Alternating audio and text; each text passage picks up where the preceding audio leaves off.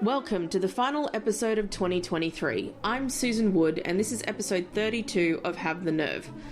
We've spoken about access to large-scale events such as music festivals, concerts. I may have mentioned something about the weird inclusion issue in running events, but what about smaller scale events? What if you want to attend a local play? Or, hang on, what if you are a playwright with a disability and you want to stage a production? Or, what if you are a stage actor with a disability and you want to perform?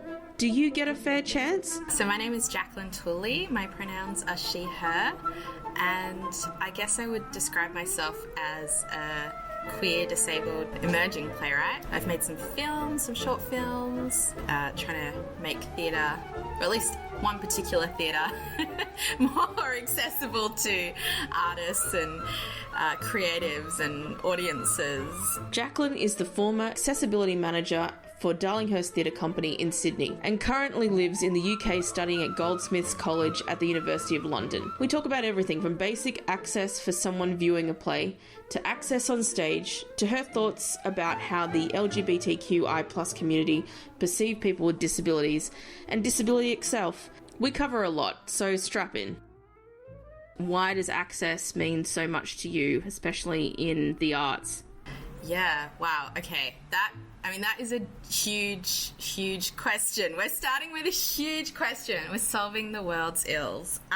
It's obviously, a selfish reason for myself, first and foremost, but then secondarily for the broader community. Because I wasn't always the accessibility manager for Darlo. I was just there as an administrator and kind of...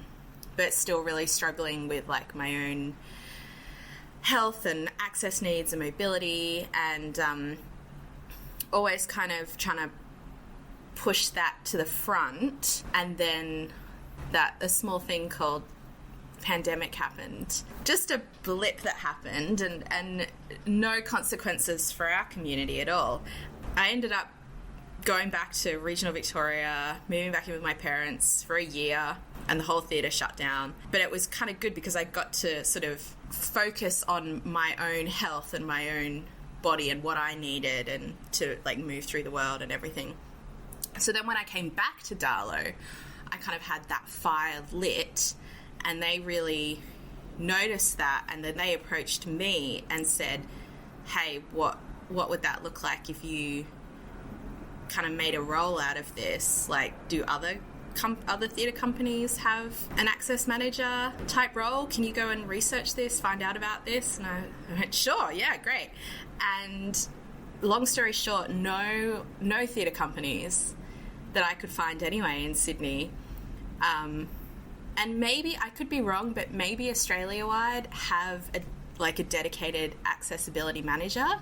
I know Sydney Fringe have an accessibility coordinator. I know the Opera House have an access coordinator, but that's pretty much it. Like nowhere else had it. So that was outrageous to me. And I thought, well, if I'm working here, I want my needs to be met, but I also want to make sure we're including audiences appropriately. And as a playwright, I want to make sure that our artists are being included and our creatives are being included. So yeah, that's kind of a long-winded answer to your question. You mentioned people with disability who are playwrights, people with disability who are actors and part of the performance arts community. Do you want to talk about what disability and the arts, or at least in performing arts and writing, what that currently looks like? Yeah, it's really interesting because it seems to be. I think there's still quite a bit of fear around non-disabled creatives, including disabled artists in their productions. I think there's quite a bit of apprehension around, is it going to be too difficult? What is this going to look like? And so then that's when like nothing nothing happens and those people don't get included. But I also think there's a really, really big push particularly from disabled and neurodiverse actors and performers specifically, a push to see accurate representation in the casting process, which I think is really, really important. I don't know if you've heard, or if this is mostly in the sort of performing like circles, or if you've heard of the phrase cripping up. Yes. So the term cripping up has been used by actors and performers when a non-disabled actor plays disability. So they play the role of a disabled person and usually in a way that's like pretty uncomfortable, I would say, to watch. And I know there's this argument from non-disabled actors saying, oh, but, you know, I'm an actor and it's you're trying to fill the shoes of, you know, somebody who's different to you and you're trying to, you know, really just play anybody. Anybody can play any part. But I think I feel like it feels very different when you're performing somebody's disability.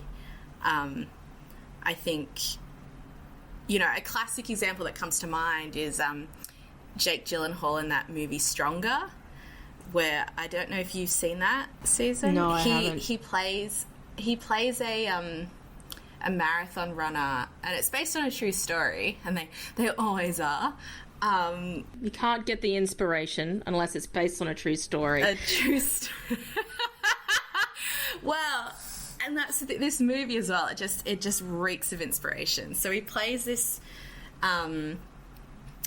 Boston marathon runner, and a few years ago there was the bombings. There was a bombing, at the finish line, and he plays this man who got caught in that, and he lost both of his legs as a result. And so Jake Gyllenhaal plays that man, and it follows the period of his life where he's like going through all of that, and he believes that he's totally unlovable now, and why would his girlfriend stay with him, and you know, and then and this is spoilers, by the way, total spoilers coming up. And she then finds out she's pregnant, and he, you know, can't possibly believe that he could be any type of worthwhile father, and she should just leave him. Anyway, the whole like pity party thing. But then, you know, he like becomes this big inspiration to the city of Boston, and like the city manages to heal from this terrible event because he manages to overcome his disability. Like, it's like it's just the whole inspiration porn, like, and they, you know, they must have done it through like green screen and all of this stuff to like show him as this character first with like no legs, and then he's like got his prosthetic, this like performability of somebody who like just these different stages of disability, and that's the perfect example of the term cripping up. Do you think that they choose these? Okay, now I was just thinking about, and I haven't seen any of them.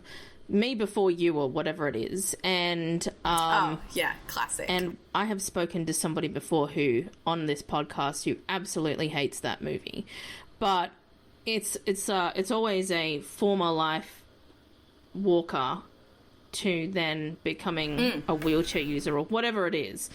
Do you think they choose the actors in that situation because they can play both as the walker and the after? I guess what I'm asking here is... No, I don't know what I'm asking.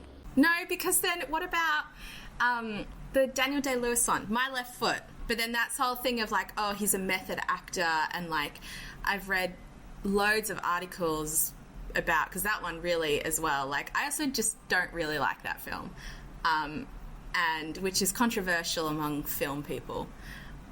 Because, you know, it's so good. He's such a good performer. And that's the thing. It's because he performed disability so well. He was so believable as somebody with CP that he won all these awards. Like, that's what he won the awards for, was his performance of disability. I read all these articles about how even in between takes, he would stay in character, like in this performance of the character's disabledness, and it's just almost like it's like a costume, right? Like disability is this costume that you can put on.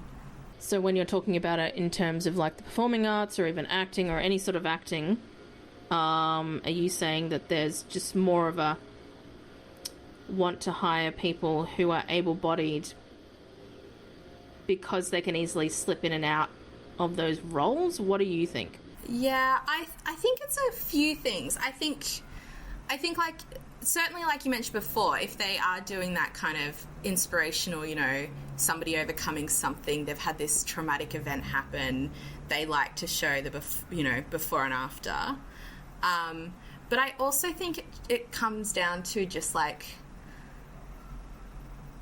and probably as well a bit of like, oh, this person's famous, this non-disabled actor's famous, so they'll bring in the big bucks. And also a bit of, you know, good old ableism and fear and, oh, well, we just don't know how we would work with this person. How can we make sure that we're meeting their access requirements? It just feels a bit difficult. It's easier if we just use this non-disabled person because we know they can just easily get onto set and like jump in and out when we need them. We don't have to worry about their fatigue levels or their pain levels or, you know, are doorways wide enough? Do we have places for them to sit down? Do we, you know, oh yeah, we can do a 16-hour day. That's easy. We don't have to worry about things like that, you know? Whereas when you're working with a disabled actor, you do have to take all of those things into consideration. I think the other side of it is not even just in the casting of actually disabled characters with disabled actors. I think it's also just there needs to be a shift in the casting of any characters with disabled actors. So there needs to be this sort of shift, and I think it's happening slowly, but this shift of perception of what roles look like. Because I was just thinking back to all the times that I've ever seen, like, plays, if I've ever seen a musical, if I've ever seen anything that was mainstream, that wasn't a disability arts festival. Because, yeah, you're right, they would probably be thinking a lot about commitment to time. But that's why you have backup people, right? Especially when you have in-person performances. Yeah, in theatre for sure. But I also think it, like, and more so in film, but theatre to an extent as well, the way that historically, like, we've timed things, you know, people can't and shouldn't be working, disabled or not, for hugely long hours in the day, you know. Everyone benefits if you have appropriate work hours and appropriate rest times and all of that. Oh, sorry, there's like, can you hear in the background some motor going off? I'm going to close a window because somebody's like trimming a hedge or something outside. Hold on. Oh my God. I think you can tell the professionalism of this podcast. So if we just structure a day properly where people worked proper hours, it would really benefit everyone. But Jacqueline, how does, like, especially in theatre, in the performing arts, how do performances to include people with disabilities, how are they usually funded? To answer your question, I'm kind of going to circle back a little bit to talk about the idea of disabled arts festivals. Because I think councils and city and, you know, government funding, I think they love to fund disabled arts festivals and things like that generally. And this is not me saying that every disabled arts festival gets funding. That's not it at all. But I think that it's definitely very appealing to a funding body for a disabled arts festival to get funding. The problem with that is, and you and I have discussed this, is that the only people who go to those festivals are other disabled people. Like, not the people who probably should be going to, you know, go and check their ableism and you know, it becomes very insular, those festivals. And, you know, and I think there's definitely a place for them and they're important for creating safe spaces and all of that. But on a broader scale, how do we get projects funded that include, just organically include people with disability? That is a great question. I asked that because again, just thinking about performance art. Yeah. And I said it in another podcast. I've said it in a couple of podcasts now, just to see what the answers are. I had a lady in a previous episode say that it's good when you're talking about peer support, like when you have your peers supporting you as somebody who is, you know, I don't know, whether it's an artist or whoever it is, doing some performance or an event where you just want to support your tribe, right? But as you say, how are they going to know that those disabled artists exist if they're not integrated into performances that are aren't disability specific events? You're going to put on a play, you haven't included somebody with a disability, which then gets back around to the conversation we keep having over and over. Audiences don't know, Jacqueline and I have been friends for quite a while now, and we've had this discussion like over and over and over again. It's almost like there's a society disconnect between the person with the disability being their own like being an actor in their own right, being an artist in their own right, and the disability itself. And how to, and I hate saying it, integrate them into a cast. Thoughts? Yeah, no, you're completely right, because there's this thing of like, and to use the analogy again of, you know, well, oh, why can't this character who's just written as the doctor be played by somebody with a disability? Because then the audience is like, oh, but what happened to them? Oh, they're not referencing it in the story. And the audience gets so hung up on why aren't we finding out why that character only has one arm, and it's because it's not relevant to the story. They're just playing the doctor as written. But I think a really great example of this is, I don't know if you know the Broadway performer Ali Stroker. No. So she actually won a Tony Award a couple of years ago and she was the first, and I could be wrong, but I'm almost certain she was the first wheelchair user to ever win a Tony Award as a performer. And she won it for Best Supporting Actress in a Musical for the production of Oklahoma. And she wore this fabulous yellow dress, I remember that. And the role in that musical is super physical, tons of dancing, is, you know, not at all a disabled character. And obviously her disability is not referenced in the show at all.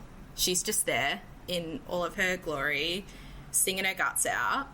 And I read an interview with her, and she said that part of her audition process is always having to show them her own, like, this is how I would adapt the choreography. This is how I can work with you to adapt whatever movement we're doing in the show, because part of her audition isn't just convincing the directors and the producers that, yes, I'm the best actress, yes, I'm the best singer for this job, but also that by hiring me, it's not going to make your lives more difficult, but it is going to make your show more interesting. Like, good and bad to hear.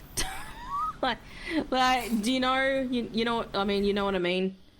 It's unfortunate that Ali would have to continually talk about how she would make it work for them.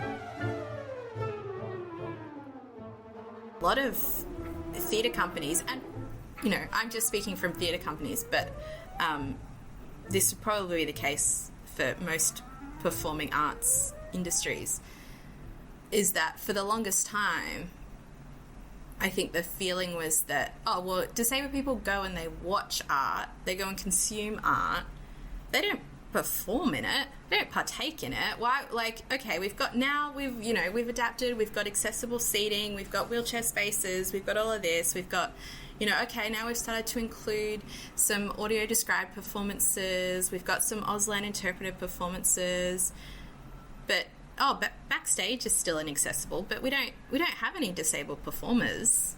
So it was still, while the audience side was changing, the back of house side and the rehearsal side and all of the other side of the curtain, so to speak, wasn't changing. And so now, even though that is shifting and we are seeing more disabled performers, the theatres themselves, because a lot of them are in these historic buildings and they're all hiding behind / protected by, in air quotes, heritage listed statuses, there's an excuse for them to not make the necessary changes in order to be accessible backstage, so they can have performers with limited mobility and, you know, include performers that way. So it's on both sides of the curtain. It's not, you can't just be accessible for your audiences but not for your artists, and vice versa. You and I had a brief discussion before we recorded this about headshots and what exactly is the it's the same as a job interview, because it is a job interview really, if you think about it. How much of your, or even a dating website, how much of your disability do you reveal to that person? You know, and I think you and I were talking about how you have a headshot and it is literally your head. And then you look at somebody with a disability and somehow, for some reason, their entire body, including like the equipment they use, is included in this headshot. Why? Well, we know why. Yeah, I am kind of, and again, I know exactly, like, I totally agree with you why, you know, and in that, again, for want of a better word, you don't want to be in a situation where you turn up for a job or for an audition and the directors or whoever are surprised, and they go, oh well, we didn't know that you know, you were coming, we have stairs, you can't get in, that type of thing. But I'm very much of the opinion that even, you know, disabled actors should just send in a headshot, not a full body shot. And again, I know I'm coming from a place, from a theatre where we are actively, like, asking people when they come to auditions and job interviews, like, do you have any access needs? Like, what does that look like? How can we make this a space for you? And that every experience is not that safe and not like that. But yeah, I kind of feel like if the job description or the casting notice says, you know, we're looking for a middle-aged woman with, I don't know, short blonde hair and, you know, I don't know, big brown eyes, and oh yep, I've got short blonde hair and big brown eyes, but I'm missing a leg.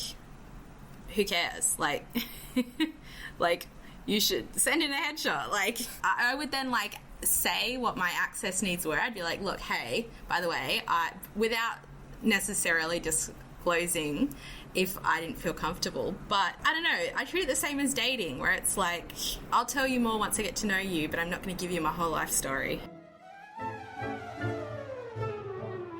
Jacqueline, another thing that you and I have talked about at length, which we're going to talk about on this podcast. Do you feel like inclusion is being brought on in stages?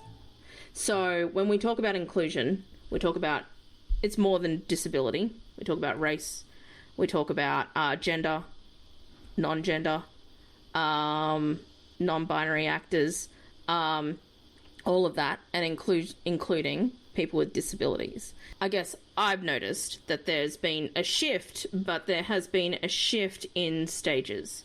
And it seems like disability is almost that one that is the last. There's been such amazing and such forceful movements happening, you know, with the Black Lives movement and, you know, with like the LGBTQIA plus movements. Like, there have been such really, really positive steps towards literally making the world a better place. But yeah, I do feel like when it comes to the disabled community, it's still kind of, I guess, for want of a better phrase, it kind of feels like the last frontier, like, which seems ridiculous because everyone from every other community, like, it's so intersectional. And you can become disabled at any moment. Yeah, just because of those intersectionalities, it surprises me that it's not happened sooner, or it's not been a part of these other movements. Yeah, and I don't know, again, if it's because of the it's too difficult, it costs too much money. I saw a TikTok.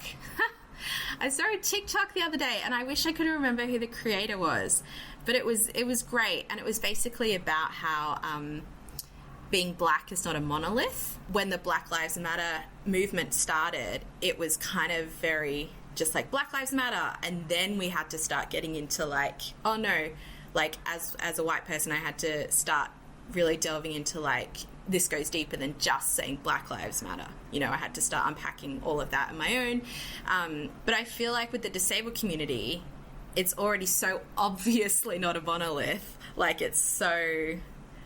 Does that make sense? Like, it's... Jacqueline, we're inspirations. I don't know. Like, I think this is where people get caught up, is because they can't just go, oh yeah, we're gonna be super accessible. Here's a ramp. It's like, okay, that's great, but that only makes it accessible for like part of the community. Or they go, yeah, we're gonna be accessible. We've got Auslan interpreters. It's like, okay, great, again, but that's only useful for a part of the community. Like, it's not.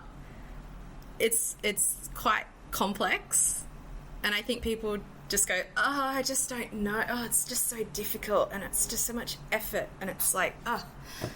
And now we're going to have to change our whole from an arts perspective, we're going to change our whole creative vision, which is an experience I've had, by the way. Definitely can't name names or shows because I'll get in trouble. But yeah, we had a show which we, from the very beginning, from like before rehearsals even began, I had said to the creative team and the director and everyone, these are all the access performances, including, and this one that this story particularly relates to is the Auslan interpreter performance. It's happening on this date. This is where the Auslan interpreters will be standing, so we'll need to make sure you include a spotlight in your lighting rig, all of that. Yep, all good, great, okay. And I kept checking in and reminding them, you know, hey, just remember, you've got an Auslan performance. The day of the performance, I went to the theatre to meet the Auslan interpreters, and when I got there, I saw where they had, like, put the light, and the light was fine, but the stage manager was like, well, they can't stand there. And I went, well, that's where they need to stand. We have a whole group from the deaf community coming to see this show. This is where the Auslan interpreters need to stand. And she was like, no, well, they can't stand there because they're going to block the set. I was like, well, they're not blocking the set for a start. They were positioned specifically in front of a part of the set where it was like off the ground, and, you know, the part that happened behind them happened for about 5 seconds and was not critical to the story. Anyway, I ended up having this huge argument with this stage manager because she was just like, no, it's going to ruin the whole creative vision. It's going to ruin the whole creative vision. She had been on the phone to the director, who had a total meltdown about it because it was going to ruin the vision. And could we move all the deaf patrons to a different part of the auditorium, and could we move the Auslan interpreters over way off the stage to the side? Yeah, off the stage. But they're not going to be able to see the performance if they're... Okay, never mind. If you're playing, like, watching tennis, like, with your head, watching a tennis match. Anyway, it was a nightmare. It was an absolute nightmare. And I said, so what you're doing right now is for one performance, you're putting the director's creative vision above the access and inclusion and equity of paying customers. when you've known that this was a thing that was going to happen in this location since day one. And I was the bad guy for, like, standing my ground. Anyway, they ended up standing exactly where I wanted them to. But it was a whole thing. And this is, I need to clarify, this is not from the theatre.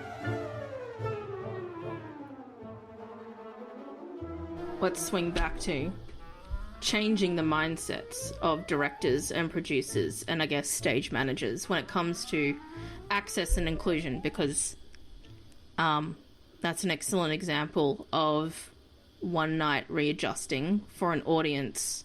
It's almost like you just would prefer they weren't there at all. Yeah. That's what it felt like. And like, oh, do we have to? Do we have to do this? Ugh. Can't they just do it? Oh, really? What kind of things do we need to start with? I say the royal we. What kind of things do producers, directors, stage managers, what do you think they should think about first when we've talked about, just making it accessible for actors to even be able to audition to your plays at all? I think they need to become aware of how much money the disabled community has to spend on the arts. There was a report that came out from America, and it was a couple of years old now, but in this report they said that globally, and I wish I could remember the name of the report. I'm really good at reading all this stuff and then not remembering any of the names of them. But in this report, they said that globally, on average, the disabled community, and in that term, the disabled community, they include not only the disabled people, but also family members, partners, carers, all of that, has a disposable income of around $1 trillion US. I mean, it sucks that we need to put things down into dollar terms. Exactly. But when you convert that to box office figures and people who are potentially buying tickets to your show, that is a huge market that's being underserved if we're talking just about audiences. So that's like a really harsh black and white figure that kind of speaks to producers and the people who kind of make big executive decisions. And then we're maybe even going to see themselves actually just by chance represented on your stage. Like, what? Even as somebody with a disability, I am always, like during the pandemic, I was always very fascinated by the Auslan interpreters, with those daily updates from the New South Wales government about how many cases we had, etc., etc. And I went ahead and I was like, I want to learn what some of those things are. I'm not going to be able to learn full sentences. I found a Instagram called Auslan with David. Oh yeah, I follow him. It's great. Yeah. I mean, even the basic words, how they do it, like in front, turn to the side, turn to the other side, and then put it into a sentence form. Amazing. Watching the Auslan interpreters of the New South Wales government update, I saw comment after comment from people going, that is the best thing I've ever seen. Watching them is the best thing I've ever seen. I don't know how to interpret Auslan, but I am so fascinated watching them. I saw an Auslan interpreter translate a Cardi B concert. It was wild. Watching her translate WAP was amazing. And I just think about how that is just one person on the stage within the eyesight of the performer. Just because they're hard of hearing or deaf doesn't mean they don't want to go and enjoy a concert. It was just one thing that they added, that they were like, you know what? We welcome you. to come to our concert, welcome you to watch our performance, instead of just going, well, we're not here for you. Yeah. And that's a big thing, I think, is saying that you are welcome. There are so many really amazing, wonderful, queer disabled voices in the arts. I mean, the first one that comes to my mind is Dan Dorr, and that is because I saw his show the other night at the Seymour Centre, and it was just so magnificent and so beautiful in terms of the access. And Dan Dorr is an Australian dancer and choreographer and performance maker who's actually based in the UK now. And he made this dance show. It's called the Dan Dorr Show. And it was basically, it's like this kind of really, I don't want to misrepresent it, but it's this very sort of like sexual kind of exploration of himself. And he said it's all about crypt joy. And it's him presenting himself as he wants to be seen to the audience. And he has this big disclaimer at the top where he's saying, I need you to know that all of this that you're about to see is my doing, is my creation, and is how I want you to see me. And it's pretty intense. But the access at this show was second to none, which just speaks to art, queer art that is being disabled led. If you wanted to or needed to have a longer period of time to enter the auditorium or to enter before everyone else, you could do so before they opened the doors. They had a trigger menu of all the triggers, and you could talk. There was someone there you could talk to, and they would explain exactly what all of the triggers were. It was all, yeah. So there was one trigger that was choking, and then the person would explain exactly what was going to happen and when. They had like just every sort of bit of information you could possibly need or want. They also had, it was all captioned, and I mean, it was a dance show. It wasn't Auslan interpreted, but it was predominantly a dance show. But he also had this, at the top of the show, he did sort of a whole access introduction saying, you know, you can come and go as you need. If you need to just leave, that's fine. When you see this symbol, and this symbol came up on the screen, he said, once you see that symbol, in 5 seconds, the music and the lights will get at their brightest and loudest that they will for the whole show. And then he showed what that would sound and look like, so people knew. Yeah, it was just so phenomenal. And I think if you were non-disabled, I think it would have been a really foreign experience. Probably very distracting in a way. Yeah, maybe. I hadn't thought of that, actually. Yeah, I just thought, wow, this is so contrasted to what most of the sort of artistic, and just not even artistic, just most of the offerings are in Mardi Gras and Pride season. You know, I think most of the events are held in spaces that aren't accessible to the members of the community that are disabled or, you know, chronically ill. It's like definitely an issue, the lack of accessibility within the queer community, for sure. Let's talk about the image of disability and how people are not, if you don't see somebody with a disability, it's almost like you're not even acknowledging, you're not acknowledging that person's body. You talked, but when we were getting ready for this recording, you talked about disabled bodies not fitting the narrative. Do you want to talk a little bit more about that? Yeah, I think certainly within the queer community, I think when you think of Mardi Gras, the images that you are traditionally like shown are all of like very physically fit, very buff sort of male physiques in like little Speedos, and they're all very like physically very sort of fit, I guess, that narrative of peak physical perfection, so to speak. And many disabled bodies don't fit that.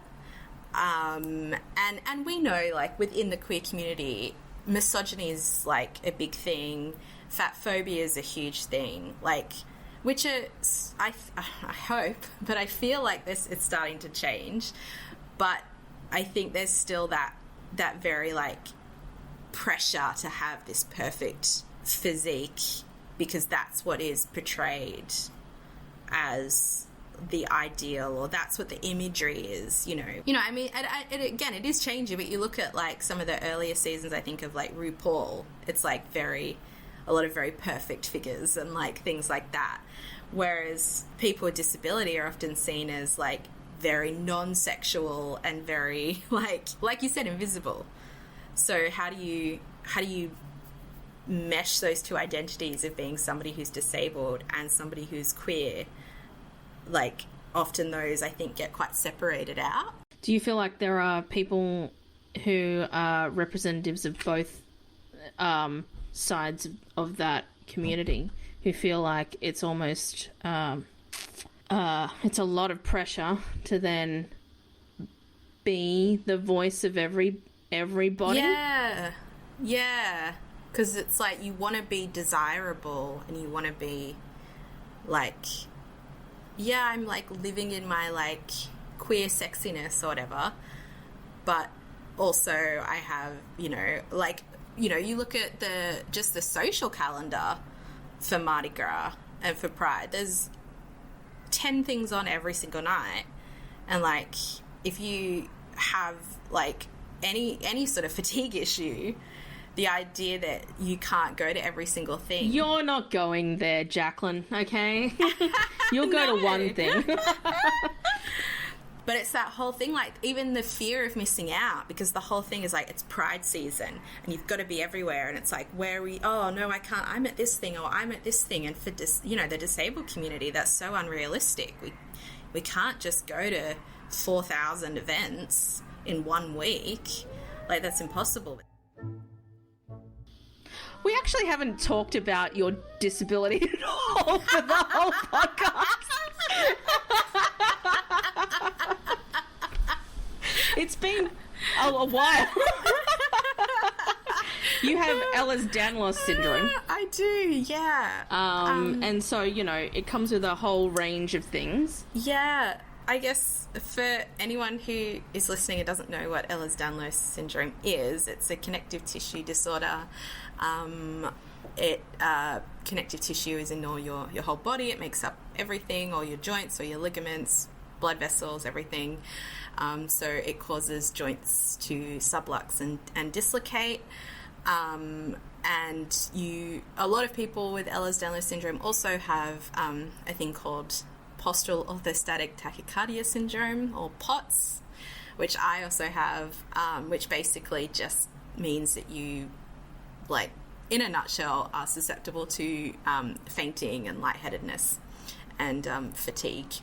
So, and I guess with EDS, a lot of it is like joint pain and, just a lot of joint pain and fatigue, just like trying to keep all your joints in place and upright and everything. You mentioned something when we were talking about this podcast about how your opinion, I think, and correct me if I'm wrong, or my memory is lacking, maybe. You mentioned to me that, like, you think that the reason why some of this intersectionality keeps being, pushed to the side is because the history of queer arts was inaccessible by nature. Do you want to talk about that a bit more?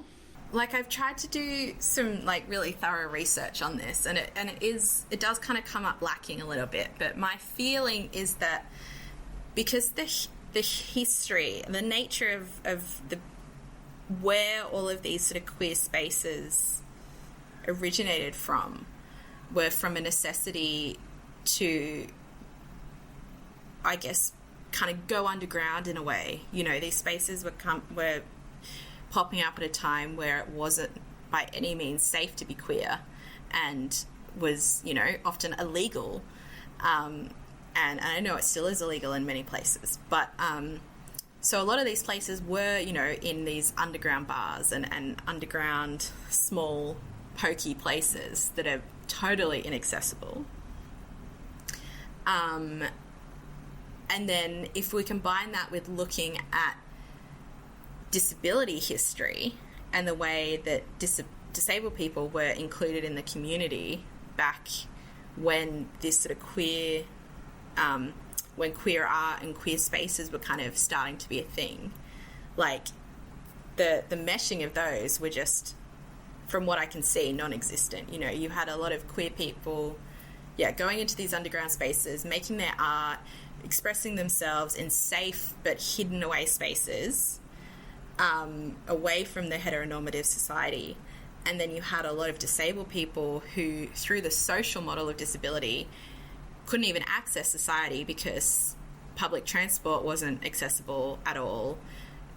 Cars, if they were around, like if people did have enough money to have a car, they weren't accessible. Or people we know were like put into institutions and things like that. So they weren't accessing or even exploring their sexual identity in the way that people are today. That's where I think the root of queer spaces, particularly the spaces that are still operating today, being inaccessible, I think that's where it comes from. And, you know, you look at a lot of the really famous historical queer spaces, and I think, you know, in trying to preserve their history, oftentimes they are reluctant to change or to become more welcoming, I guess, for want of a better phrase. I read an article just before I started on here with you, and it was from London, and there's this pub called the Admiral Duncan, and it's quite a historic queer bar in Soho in London. And the reason for that is that there was this terrorist attack that happened there, that was like a hate crime, but it's still this very like well-known gay bar. And this visibly disabled man and his friend, who was also visibly disabled, they were meeting other friends there who were not disabled, and they were told by the bouncer when they turned up there, they were like, sorry, we're closed for a private event. There's, you know, unless you're a part of the private event, you can't come in. So they were like, oh, okay, we'll go somewhere else. They went somewhere else, called their friends, and their friends said, oh no, we're in here. So they'd been turned away from this space that should have been theirs as gay men. They should have been allowed to go and like express themselves and sort of, you know, be their truest self in this safe space for queer people, but they were turned away because they didn't fit the image because they were visibly disabled. So I think that, that all kind of ties in with the inaccessible nature of a lot of these queer spaces. Well, I mean, and also at the time, people with disabilities were not proudly disabled. I think that's what Jordan Steele John said when I interviewed him. You need to find people who are proudly disabled, and it wasn't something that people were proud of, even now. Yeah, I think it's changing, but I think it is slow. I don't think it's changing fast enough. And I think you hit the nail on the head with the element of pride, because I think even sort of the generation before us, maybe not the generation just before us, but certainly the one before that, I think there was a real shame around being disabled, and the sort of idea of like whatever, you know, oh no, like we have to at whatever cost, like we can't either acknowledge it or like it's this real big like kind of black mark or like a real big shame, whereas I think our generation and certainly the ones coming up behind us are all really proud. When you and I were talking about you were in two minds about going to London, because it was like you wanted to try and do as much as you could for our community here rather than going to learn the thing that you definitely loved and dreamed about doing where you wanted to do it. Yeah, I was in two minds about going to London or not going to London. I lived there for a couple of years. Oh, must be close to 10 years ago now. And there's just like I just thought there's no place like this. And it's always been my dream to like try and be a writer and write for theatre and write for film and but I've been doing all of this work in the community Sydney and I felt so conflicted and without sounding like a total tosspot, like stay and like fulfill this like sense of duty that I have to like try to make the world a better place for the community, or do I go and like try to fulfill this like personal dream of mine? And it was really tough to land on, because it's like, oh, it's just me. Like, what about the whole community? Like, wouldn't my time be better served doing maybe something that's not, you know, not as creative and like not as creatively fulfilling, but is better for more people? You know, you kind of had some harsh words to me and a few other people had some harsh words to me. And wow. we're kind of... Wow. No, which were... Me? What? And my mentor... I have to say, I'm such a bizarre friend. Like, it'll be like this passionate yelling. No, it was needed because I was about to fall into my most hated trope, which was that of a martyr. And I hate that more than anything. And I was about to then become that. And then my mentor, Moena Collett, who is a disabled artist, and shout out to her. She said, how will I fulfill my duty to my community if I have not fulfilled my duty to myself? And I crumbled into 1,000 pieces and accepted my offer to go to London, and here we are. I don't really struggle with it because it's my job. My job is literally educating people on disability, and I'm fine about it. I also don't mind covering other non-disabled things, hey?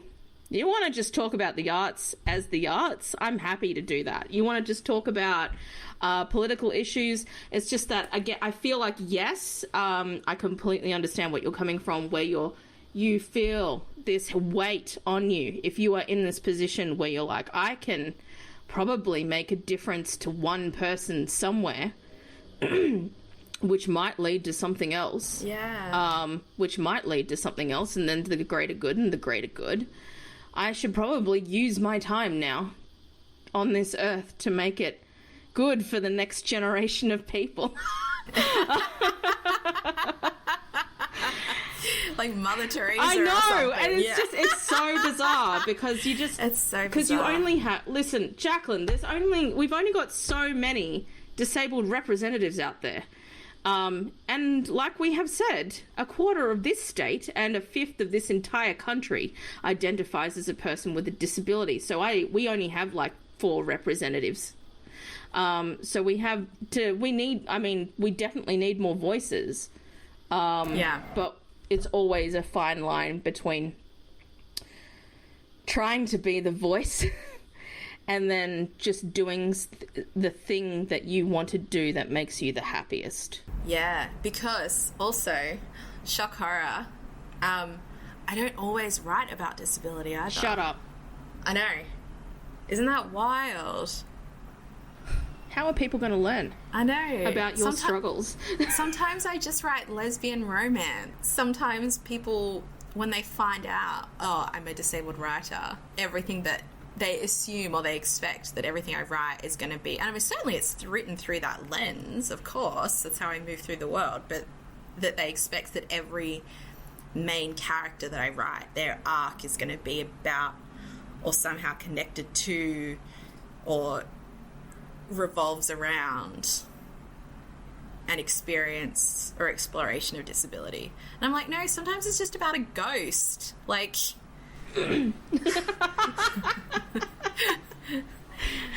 Sometimes it's just a lesbian take on Pride and Prejudice. Right? Like, do you when you watch a movie, do you only watch movies if they have disabled representation? Because this is the flip side, right?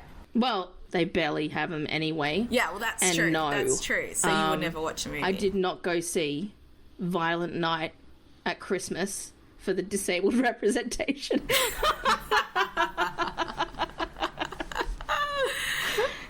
I'm not seeing Star Wars for the potential of some accessible platform. Like, we don't just go and consume art just because it's disabled or just, you know, I don't only write what's, you know, some, like, horribly fatigued and wobbly character. I would just really like to see a shift in attitude around from non-disabled, like the decision makers at the top, right? The people who are the ones who do the casting, who do the employing, all of that. I would love to see a shift in perspective from them, where here's my cast and everyone's perfect and like whatever, but where it's a shift of them starting to go, okay, this cast does not represent, and it's moving that way where now people are going, okay, this cast doesn't look representative of Australia because everyone's white. Okay, but how about now, this cast doesn't look representative of Australia because everyone's able-bodied. Without having to move into that territory of like people having to disclose like invisible disabilities and all of that. But I mean, like, not just looking at a cast and without going like, oh, hang on, this looks like a very able-bodied cast. And I guess, yeah, the biggest thing that matters to me is just, you know, I want to see our stories being there, part of the mainstream, how we want to tell them without, you know, having to put a spin on it of inspiration or pity or like anything like that in order for them to get noticed.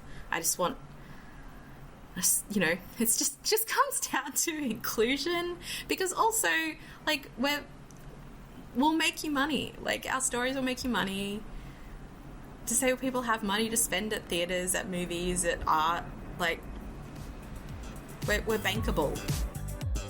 This episode has been written, edited and produced by me, Susan Wood. Logo art by Kobe Ann Moore. This podcast could not be made possible without the funding from the Department of Social Services for our resource hub.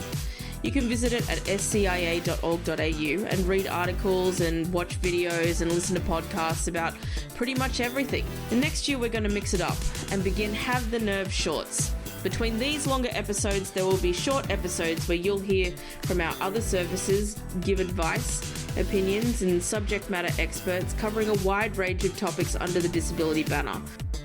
So if you want to hear people read from, I don't know, an AITA Reddit forum, or comment on viral internet commentary, or give you something to think about, or maybe you just want to get to know your body a little bit better, stick around for 2024.